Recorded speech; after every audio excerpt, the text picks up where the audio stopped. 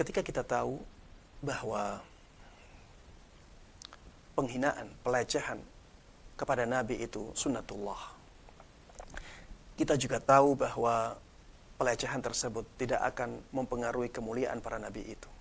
Dan kita juga tahu bahwa Allah Subhanahu wa Ta'ala akan membalas pelecehan itu. Bukan berarti kita diam-diam saja. Bukan berarti kita tenang-tenang saja. Itu kan sudah urusan Allah Subhanahu wa Ta'ala. Untuk apa kita membalasnya? Tidak demikian. Kenapa? Karena kita diwajibkan oleh Allah untuk membela nabinya. Karena kita diwajibkan oleh Allah untuk membela rasulnya. Karena kita diwajibkan oleh Allah Subhanahu wa Ta'ala untuk mengingkari kemungkaran. Makanya kita tidak boleh tenang-tenang saja. Kita tidak boleh diam-diam saja. Kita harus bela Nabi kita Muhammad sallallahu alaihi wasallam. Kita harus ingkari kemungkaran. Man ra'a minkum munkaran falyughayyirhu biyadihi. Barang siapa yang mengingkari kemungkaran, barang siapa yang melihat kemungkaran, maka ubahlah kemungkaran tersebut dengan tangannya, dengan kekuasaannya. Maka para pemangku jabatan, para pemangku kekuasaan yang beriman kepada Allah dan hari akhir, ingkarilah kemungkaran tersebut. Jangan sampai kita diamkan kemungkaran ini, karena ini kewajiban yang Allah wajibkan kepada orang-orang yang mampu untuk mengingkari kemungkaran dengan kekuasaannya, dengan tangannya. Fa illam yastati' fa bilisani.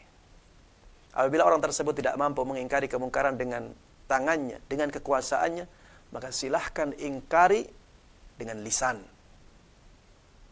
Dan alhamdulillah di zaman ini, ya, kita bisa dengan mudah mengingkari dengan lisan.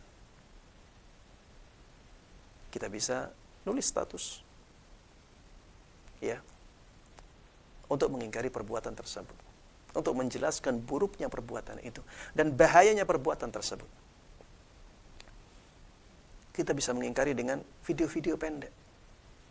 Kita bikin video sendiri, kemudian kita sebarkan di media sosial. Itu kewajiban bagi yang mampu. Siapapun yang mampu mengingkari perbuatan kemungkaran itu dengan lisan dan dia tidak melakukannya, maka dia berdosa. Maka ingkari kemungkaran tersebut dengan lisan. Ada orang-orang yang tidak mampu mengingkari kemungkaran dengan lisan karena keadaan.